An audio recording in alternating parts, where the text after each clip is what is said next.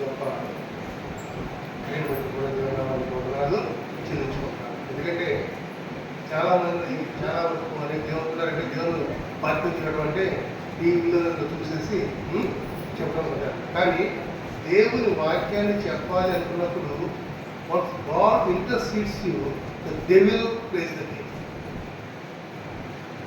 అర్థం కదా? నువ్వు ఎప్పుడైతే ఆత్మీయ ఎదగాలనుకుంటావో నీకంటే ముందుగా నీ జీవితంలో నీ కుటుంబంలో సాధన చేస్తాడు, తిష్ట వేసుకుని ఉంటాడు. కాబట్టి అందరూ అంతా ఆశ్రమర్షి కాదు, కాకమ్మ కథ చెప్పేది అనేక మంది ఉంటారు. కానీ what God says to you to tell you must have your courage ఉండాలి. మరి దినాలు యాక్చువల్గా నేను ప్రభావం మరి అనేక చూస్తున్నాం కదా. మన ఈ నెల మొత్తం ఇది గమనించినప్పుడు అనేక మంది దైవజనులు అక్కడ జరిగినట్టు లాస్ ఏంజల్స్లో ఏం చేశారనే పెద్ద అవార్డు ఫంక్షన్ జరిగినప్పుడు వాళ్ళంతా దేవుని నామాన్ని విస్మరించి చాలా ఇదిగా చెప్పినట్లుగా మరి టైటానిక్ షిప్ విషయంలో కూడా ఆ షిప్ తయారు చేసిన వాడు ప్రళయం ఏమీ మునిగిపోదు, దేవుడు కూడా ఏం చేయడం అన్నట్టుగా ఇలా చెప్తూ అందరూ తీసుకొచ్చి మాట్లాడుతున్నారు. ఇక దీని మీద కొంతమంది ఉంటారు దైవజనులు, చిన్న సందు జరుగుతారు, నల్లు కూడా వెళ్ళిపోతారు, అంతు కొంత ఉండదు. కాబట్టి నేను ఏంటి గమనిస్తున్నప్పుడు అక్కడ ఆశ్చర్యకర విషయం ఏంటంటే సొదొమ గొమొర్రాలో కూడా దేవుడు శిక్షించే ముందు ఏం చేశాడండి, ఎవరైనా నీతిమంతుడు ఏమైనా చేసి హెచ్చరించాడు. హెచ్చరించినప్పుడు నీతిమంతుని పక్కకి తీసుకొచ్చిన తర్వాత శిక్ష అనేది అంటే దేవుడు ఏది చేయాలన్న ముందు చెబుతాడు, చెప్పండి ముందే.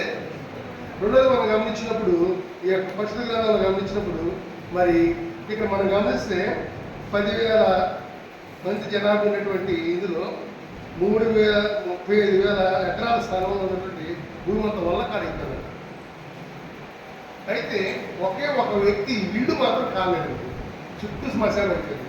అతను ఏడుస్తూ ఏమంటారంటే, యేసయ్య ఆ చుట్టుపక్కల వీళ్ళందరూ గృహాలని కోల్పోయారయ్యా, వారు గృహాలు కట్టిన స్థితిని. That is the faith the Christian must come. విశ్వాసం ఉన్న లక్షణం ఏంటంటే, అబ్బా నన్ను దేవుడు కాపాడాడు, నేను రక్షణ పడ్డాను, నేను సేఫ్ సైడ్లో ఉన్నాను, ఇతరులు వెళ్ళిపోతే పోవడం కాదండి. ఇతరుల మీద కూడా మనము జాలి కలిగి ఉండాలి. మరి సూర్యుడిని మనం గమనించినప్పుడు సూర్యుడు అంటే అగ్ని గోళం. అదే సూర్యుడిలో అవతల వైపు చూస్తే ఉంటే మంచు కట్టంట.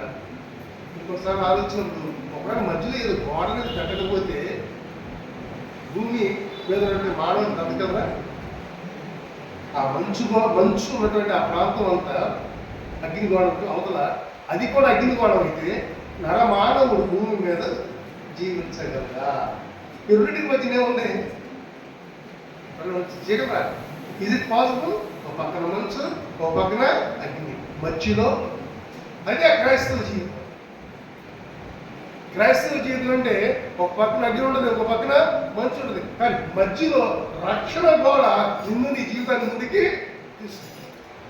ఆ రక్షణ గోడ కనపడదు, కానీ దేవుడే ఆ రక్షణ గోడను మనకు నిలబెడుతున్నాడు కాబట్టి మనం ముందుకి సాగుతూ ఉంటాం. కానీ ప్రియమైన దేవునికి ఏమిచ్చి మనం రుణము తీసుకున్నాం? వేళ్ళు పాటలు పాడతాం, సాక్ష్యం చేద్దాం, కానీ సాక్ష్యము నీ జీవితంలో సజీవముగా ఉన్నదా?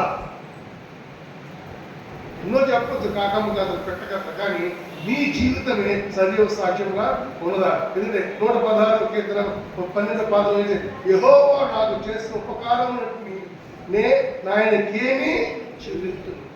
దేవుడు చేసిన ఉపకారములు, దేవుడు చేసిన మేళ్ళు నీకు, మరి నిన్ను కాచువాడు పురుగులు నిద్రపడిన దేవుడు అనేక మేళను చేస్తున్నాడు, కానీ we never count the blessings of God. మన దేవుడి సంతానం నేను అనేక సార్లు ప్రార్థన చేస్తానంటే విన్నపాలలో అది కావాలి ఇది కావాలి తప్ప దేవుడు చేసినటువంటి ఈ జీవితాన్ని బట్టి, దేవుడు ఇచ్చినటువంటి స్థితిని బట్టి నీవు దేవుడిని స్తుతించగలుగుతున్నావా? ఇక్కడ వాక్యాన్ని మనం గమనించినప్పుడు కృతజ్ఞతాస్తుతులు. మరి కృతజ్ఞతాస్తుతులు చెల్లించాలంటే ఏం చేస్తామంటే మన పై అధికారులు అనుకోండి, అది ఏం చేస్తాం? వీళ్ళు నాశనం పెట్టి దొరుకుతుందా? ఈ మెడికల్ కాలేజీలో మరీ ఘోరంగా ఉంటాయి.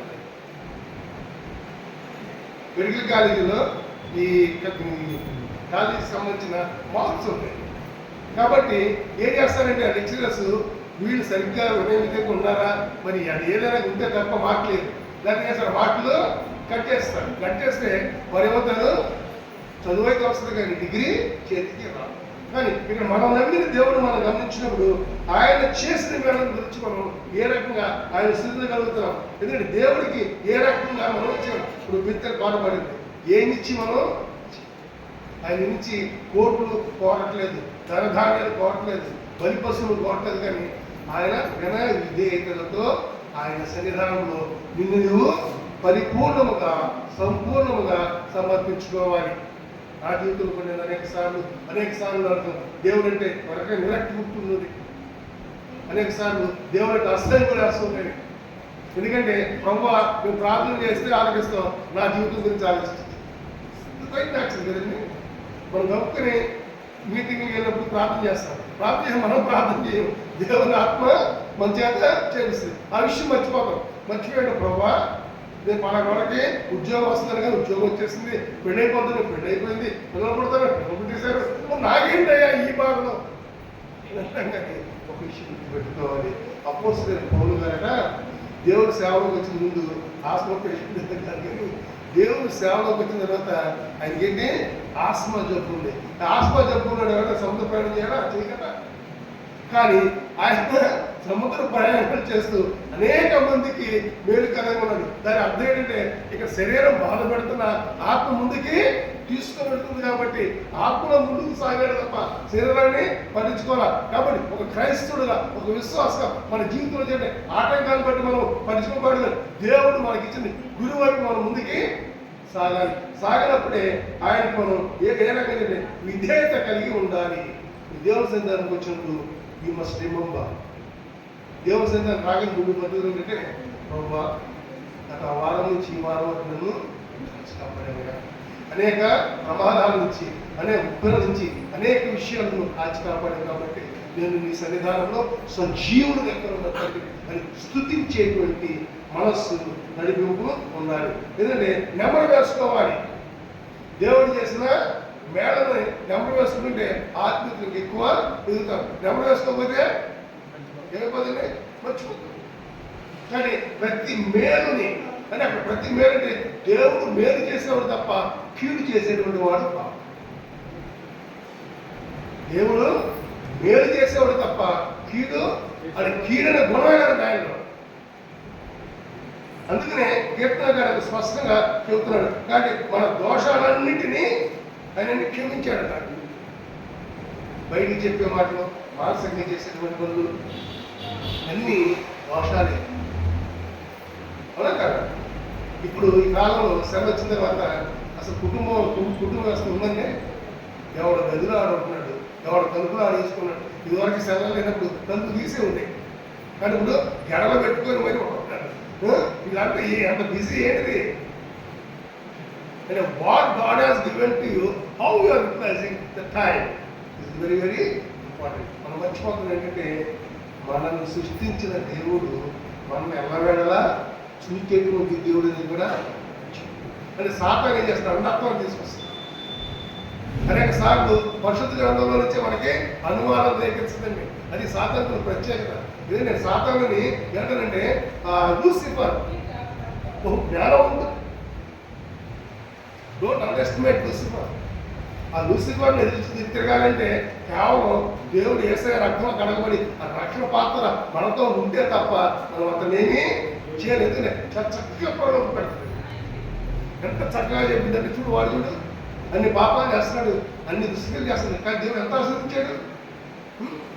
నువ్వు దేవుని సన్నిధానానికి వచ్చి నువ్వేం చేస్తావు, అంతుడు వచ్చాడంటే ఎంతో అందంగా వస్తాడు, ఎంతో ఇదిగా వస్తాడు. కాబట్టి తప్పు కాదండి. కాబట్టి దేవుని ఆత్మ మనలో ఉండాలి, ఉండి ముందుకు వెళ్ళాలి. ఎందుకంటే ఆయన నీ దోషాలని, నీ సంకటం అంటే ఏంటంటే సంకటము. నాకు అర్థం తెలియదు ఎందుకంటే ఉన్నారు కదా, సంకటములు తీర్చువాడను కదా. ఏంటి సంకటం అంటే మన జీవితంలో వచ్చేటువంటి ఎత్తు పల్ల, అవి శారీరకంగా వచ్చు, ఆత్మీయ వచ్చు. కానీ వాటిని ఏం చేస్తారైనా సరిదిద్ది ముందుకి తీసుకువెళతాడు. సమాధిలో నుండి నీ ప్రాణమును విమోచించు. సమాధిలో ఎవరండి? ఎవరుంటారు? మొన్న 2-3 దాన్ని చూస్తున్నారు, వచ్చింది చనిపోయాడు కదా అని చెప్పి అంబులెన్స్ తీసుకెళ్ళిపోతున్నారంట. ఆ అంబులెన్స్ వరకు ఒక పేషెంట్ అదే ఒక చనిపోయిన దించితే కొన్ని తీసుకెళ్ళాలి. కానీ స్పీడ్కి వెళ్తున్నప్పుడు ఏం చేసి స్పీడ్ బ్రేక్ మీద కూడా బండి ఎగిరిందంట. ఎగరగానే చచ్చిపోయాను అనుకున్న వ్యక్తి ఏంటి? చూడండి, చనిపోయాడు, తీసుకెళ్ళిపోతున్నారు కాల్చడానికి. కానీ స్పీడ్ ఎడుతూ ఎప్పుడైతే ఆ స్పీడ్ బ్రేక్ మీద పడినప్పుడు ఆ శరీరంలో ఉన్నది ఆ గుండె కొట్టుకుంటూ మొదలైంది. ఆ శవంతో పాటు వాడు కథగిని గమనించి ఏం చేశారు, తీసుకెళ్ళి హాస్పిటల్ పెడితే ఇంకేం పర్వాలేదు, ఇంకో 10 ఏళ్ళు పడుతుంది. సమాధిలో నుండి నిన్ను విమోచించడం ఇదే. అనేక సార్లు వైద్యులు ఇది పని అయిపోయింది, అదే పని, కానీ it is not possible in them. It is possible only God to give you the life. ఒకప్పుడు 60 దాటితే వయసు అయిపోయిన ఉండినట్టు, ఇప్పుడు 80 దాటితే కూడా వయసు అయిపోతుంది కదండి. ఈ మధ్య సీనియర్ సిటిజన్స్ ఏది వచ్చింది ఫేస్బుక్లో, 60 ఏళ్ళు 70 ఏళ్ళు అంటారు, కానీ అది 70 ఏళ్ళ కనపడుతుందా? అది మేకప్ ఏమో ఏమేమో. కాబట్టి మీరు గమనించాలంటే నిన్ను సమాధిలోనికి వెళ్ళకుండా ఆయన విమోచిస్తాడంటే you must be example to so many people on the set. నువ్వు దేవుడు సజీవులు ఎక్కడ ఉంచాడంటే నువ్వు మరి స్థుతించడం కాదు, కానీ నువ్వు 10 మందికి మార్గదర్శకంగా ఉండటానికి ఆయన ఇస్తే ఆయన కేవలం ఆత్మీయ ఆశీర్వాదం కాదు, కానీ ఈ లోక సంబంధమైన ఆశీర్వాదం కూడా ఇస్తాడు. నేను మరోసారి ఆలోచించాను. చాలా మంది తల్లిదండ్రులు పిల్లలు ఆలోచన ఎలా ఉంటాయంటే, పిల్లలు ఎప్పుడు తల్లిదండ్రులు మెచ్చుతారు అవునా కదా. ముఖ్యంగా తల్లిదండ్రులు తండ్రిని పడదు పిల్లలకి. ఎందుకు? తండ్రి ఎప్పుడు ఇది చేయకూడదు అంటారు కదా. తండ్రి ఎప్పుడు నా బుజ్జికన్నా నా బుజ్జికు అని తగ్గితేశారు. తండ్రి ఎప్పుడు ఎందుకు? తండ్రి ఎప్పుడు ఆహారం పెట్టగలరు తప్ప తండ్రి ఎప్పుడు సొసైటీలో వాడు ఎలా పెరుగుతాడు, అవి ఎలా పెరుగుతాయనేది. కాబట్టి సహజంగా నాకు తెలిసి 99% పిల్లలకి తండ్రి అంటే ఇష్టం. పక్కింటి అంకులు చూడు ఎంత సంపాదించారు కొడుక్కి, నువ్వేం సంపాదించు, అవునా కదా. ఈ ప్రతిదినం జరిగేటువంటి క్రియలే. కానీ నీ తండ్రి నీ కొరకు తన జీవితాన్ని కుటుంబం కొరకు పెళ్లి కాకముందు ఎలా ఉండేవాడు, పెళ్ళి అయిన తర్వాత అయింది కుటుంబం బాధ్యత ఉంది. ఆ బాధ్యతను తనను మించి తను శ్రమ పడతాడు, తనని మించి తను కష్టపడి తన బిడ్డని ఉన్నత స్థితిని తీసుకొస్తాడు. ఏ తండ్రి తన బిడ్డలు తనకంటే తక్కువ స్థితిలో ఆశపడతాడా? చెప్పండి. ఏ తండ్రి అయినా సరే తన బిడ్డలు తనకంటే తక్కువ స్థితిలో ఆశపడతాడా? ఎందుకని? అది తండ్రి ఉన్నటువంటి గుణం. కానీ ఏ బిడ్డలైనా మా నాన్న చేసిన వస్తారా? పెట్టుబడి ఎవరండి? నువ్వు చదివాలని చదువు పెట్టుబడి ఎవరు? నీ తండ్రే. ఆ పెట్టుబడిని మేము బ్యాంకులో వేసుకుని కోట్లు అవ్వ. కానీ బిడ్డలను మంచి కోసం కోట్లు శరీరాన్ని తనకున్నట్టు ఇబ్బందులు కూడా మర్చిపోతాడండి. డాక్టర్ దగ్గరికి ఏం చేద్దారని చెప్పి డాక్టర్ దగ్గరికి ఏదో చిన్న ముందు తీసుకుని మెడికల్ షాప్ ముందు కొనేసి ప్రభావం నువ్వు వేసుకున్నాను మెడిసిన్ నన్ను స్వస్తి అనేది తప్ప డాక్టర్ దగ్గర వెళ్ళడానికి ఇష్టం. మరి ఈ లోక సంబంధమైనటువంటి తండ్రి ఎలా ఉంటే పరలోక సంబంధమైనటువంటి ఆ తండ్రి నీ ఎడల, నీ జీవితం ఎడల, నీ కుటుంబం ఎడల ఎంత ప్రేమ కలిగి ఉన్నాడు. తన బిడ్డలో ఎప్పుడూ ఉన్నత స్థితిలో ఉండడానికి ఇష్టపడతాడు. ఒకప్పుడు యేసు ప్రభువులో బిడ్డల జీవితం కలిస్తే అంతరానిదనం, అపరిశుద్ధ, అసలు దేవుని పెద్దదా దానికి అందరూ కూడా వీరు లేని చరిత్ర లేని ఉన్నది. కానీ యేసుని నమ్మినటువంటి వారు ఇది అటువంటి వారి మీద కూడా ఏటువంటి స్థితిని దేవుడు అనుగ్రహించాడు. That is the blessing God has given to you. విషయాన్ని ఎంతో జ్ఞాపకం చేసుకోగలుగుతున్నారు. చరిత్ర చదువుతుంది చాలా భయం వస్తుంది. తాటెందులు కట్టి ఊర్లో కానీ యేసయ్యను నమ్ముకున్న తర్వాత, యేసయ్యను రక్షించిన తర్వాత, యేసయ్య దోషాలు కలిగిన తర్వాత, యేసయ్య పాపాలను క్షమించిన తర్వాత నిన్ను ఎంత ఉన్నత స్థితి చేస్తున్నట్టే నిన్ను ఎవరైతే అన్నారో వారు నీ కింద అయ్యగారు అమ్మగారు ఎందుకంటే ఆలోచింది. ఎవరైతే నిన్ను తోలనాడారో, ఎవరైతే నిన్ను దూషించారో, ఎవరైతే నిన్ను చూసి మాటలు మాట్లాడారో వారే ఇదేనా నీకున్న స్థితిని బట్టి, నీకున్నటువంటి హోదాను బట్టి, నీకున్నటువంటి ఆధిక్యతను బట్టి గౌరవిస్తారు. అది నీది కాదు, కానీ పరలోకపు తండ్రికి ఉన్నటువంటి ప్రత్యేకమైనటువంటి అనుభవం. మంచి ఆరోగ్యాన్ని ఇస్తాడు. అంత మాత్రం కాదు, గాఢాంధకారపు సంచరించను ఏ అపాయకులకు.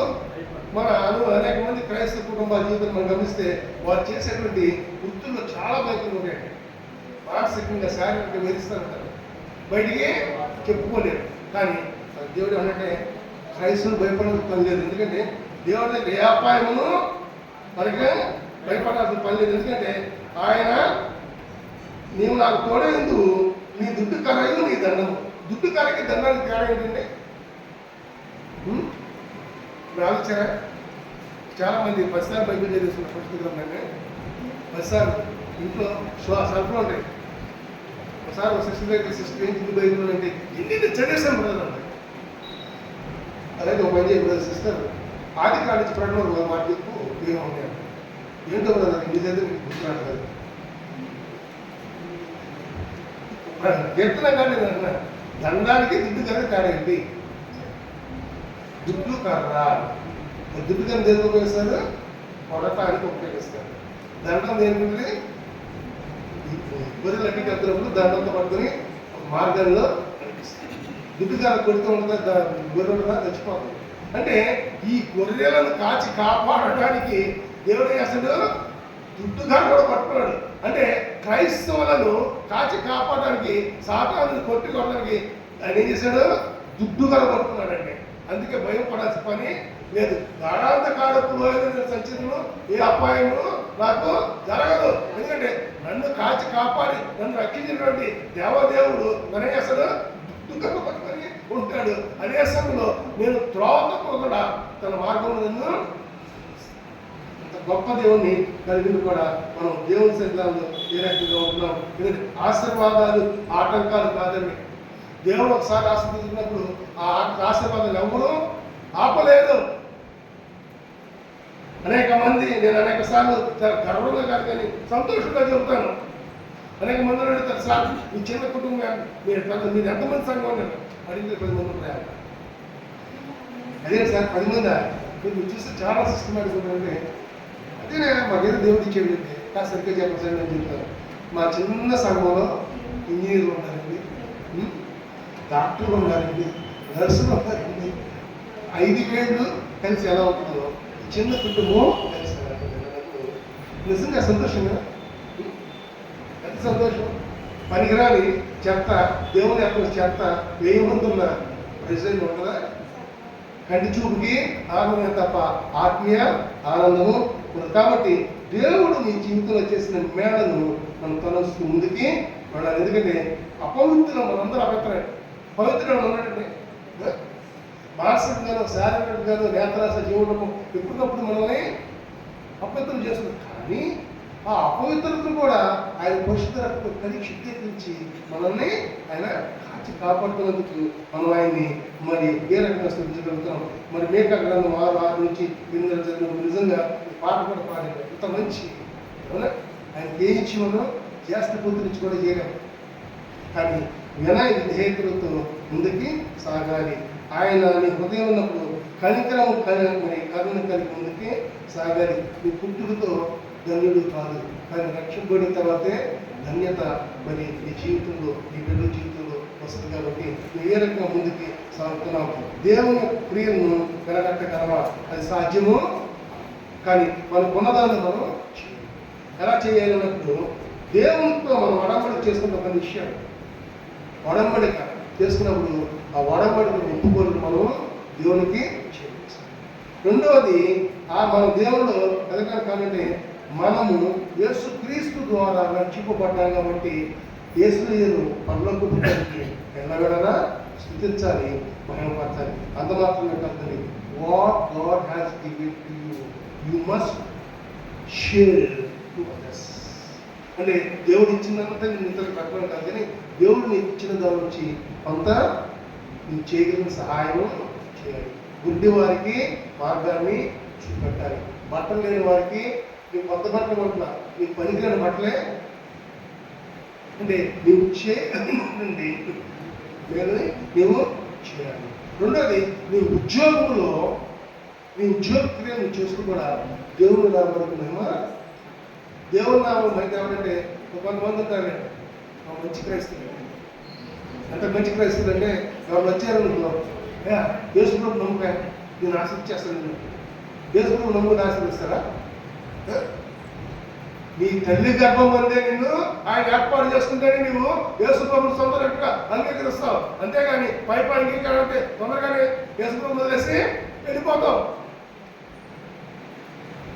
దేవుడు నీకు ఇచ్చిన వృత్తిలో నీ వృత్తి ధర్మాన్ని నెరవేరుస్తూ నీవు దేవుని ప్రేమను కనికరాన్ని కలిగి ఒక అవసరం వాడిని ఆదుకునే శక్తి, అర్హత, ఆ ఆస్తి స్థితిగత నీకు ఇచ్చినప్పుడు నీవు ఏ మేలు ఆశించుకోకుండా నీవు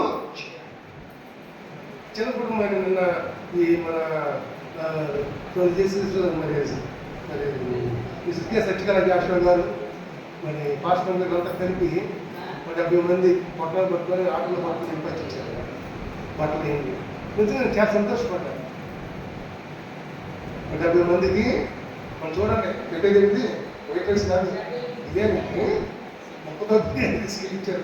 అంటే నాకు నిజంగా సంతోషించారు ప్రభువా, చిన్న కుటుంబం ఎంత ఆశీర్వాద కుటుంబంగా చేసిన ప్రభువా, ఇది మా తరతరాలు చెందులాగా నీవు బిడ్డను ఆశీర్వదించు. అంటే మనకి ఇచ్చిన దాని నుంచి కొంత మనము దేవుని నా మహిమాత్మం చేసినప్పుడు దేవుడు ఇంకనూ ఇస్తాడు. దాచుకుంటాడు కాదు. 70 ఏళ్ళు 60 ఏళ్ళు దాటిన తర్వాత కన్నులు తిరగలవా, కొడుకోవడం కదా. ఒకప్పుడు వయసు ఉన్నప్పుడు ఒకేసారి చక్కగా నవ్వు వేసేసి ఇదంతా ఒకటి పోతుంది. కాబట్టి ఎంత ఆర్టిఫిషియల్ పెట్టినా కూడా, కాబట్టి దేవుని యొక్క ఆశీర్వాదాలను మనం నీవు చేసేటువంటి పనుల్లో కూడా నీవు ఆయన నామానికి మనం తీసుకురావాలి. ఆ నామానికి మనం తీసుకురావాలంటే నీవు చేయాల్సింది ఏంటంటే ప్రతిష్ఠితో ఆయన్ని ఆయన చేసిన లోపల అనేక మంది మమ్మల్ని ఆలోచించాను. అది చాలా బాధ అనిపించింది, కానీ దాన్ని బట్టి కూడా సంతోషపడ్డాను. ఈ దినాల్లో అనేక మంది మరి గొప్ప స్థితులు కూడా హీన బతుకుతున్నారు, కొంతమంది హీన స్థితులు కూడా గొప్ప బ్రతుకు. అంటే గొప్పగా ఆస్తిపాస్తులు ఉన్న వాడికి విలువ లోపస్తుంది. దేవుడు ఇస్తాడా? దేవుడు ఇప్పుడు ఇస్తాడంటే నీకు ఉన్న దానిలో నుంచి కొంత నీవు చేయగలిగిన సహాయం నువ్వు చేయాలి. ఆర్థిక ఇబ్బందులు ఏంటంటే ఆర్థిక ఇబ్బందులు చుట్టూ చేస్తాను. నేను చెప్పలేదు అప్పుడు చాలా తెలియాలి. News very marvellous. ప్రార్థన మోకరించి ప్రభావ మనసులో ప్రార్థించే, ప్రభావ నాకు ఇంత డబ్బు వస్తుంది కదా తండ్రి, నువ్వు నాకు నడిపించాలి. కానీ ముందు ఏది నడిపిస్తుంది? నీ హృదయంలో ముందే సాధన ప్రవేశించి ఇలా చేయాలి ఎలా చేయాలి. అదే దేవుడిని అడిగినప్పుడు ఎవరికి ఏది అవసరం పడుతుంది దేవుడు నీకు చెప్పెడతాను, దాన్ని బట్టి నువ్వు చేయాలి. ఎందుకంటే ఆయన అర్థం చెప్తారని చేయడం.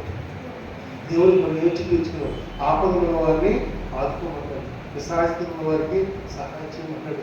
నీకు టైట్ అయిపోయి విసిగిపోయిన బట్టలని పేదవాడికి కొంతమంది నాకు ఇష్టమైన బట్టలు కాబట్టి నేను లావు అయిపోయినా కూడా ఇంకెప్పుడో చిక్కిపోతాను, నువ్వు చచ్చిపోతావు కాబట్టి చిక్కిపోతుందండి. నువ్వు చిక్కిపోతుంది తప్ప 20 ఏళ్ళప్పుడు కట్టుకున్న బట్టలు 60 ఏళ్ళప్పుడు పనికొస్తాయా? కాబట్టి అంత ఆశవద్దు. దేవుడిచ్చాడు సంతోషపడు, దేవుడిచ్చాడు ఆనందపడు, దేవుడిచ్చాడు ఆయన నామానికి తీవ్ర మనస్సుతో ఆయన సన్నిధానానికి వచ్చి ఇచ్చిన జీవితానికి పొందాలైనా ప్రభావ ఈ జీవితం ద్వారా నేను మీ బిడ్డగా కుమారుగా ఏం చేయాలంటే God will definitely make you as weapon in his mighty. దేవుడు తన చేతులు తన హస్తాలను భద్రపరిచి నిన్ను ఆయన నామాన్ని పొందుతున్న చేస్తాను. కాబట్టి ఎప్పుడు నేను ప్రార్థన చేస్తాను, ఈ రోజు నేను ప్రార్థన చేస్తాను. నిన్ను పరిశీలించుకో. ప్రతిరోజు ప్రార్థన చేస్తే మన గురించి ఇది కావాలంటే తప్ప ప్రభావ నన్ను రక్షించామయ్యా, నీ రక్షణ పాత్రను వెళ్తున్నాను తండ్రి, నీ రక్షణ పాత్రను పట్టుకున్నాను, ఈ నామానికి మహిళించే బిడ్డగా చేసుకున్నానంటే ప్రతి క్షణము అనుక్షణము ప్రతిరోజు రోజులు నువ్వు చేసేటువంటి వృత్తిలో ఏదో ఒకటి నీ ద్వారా దేవుడు చేస్తాడు.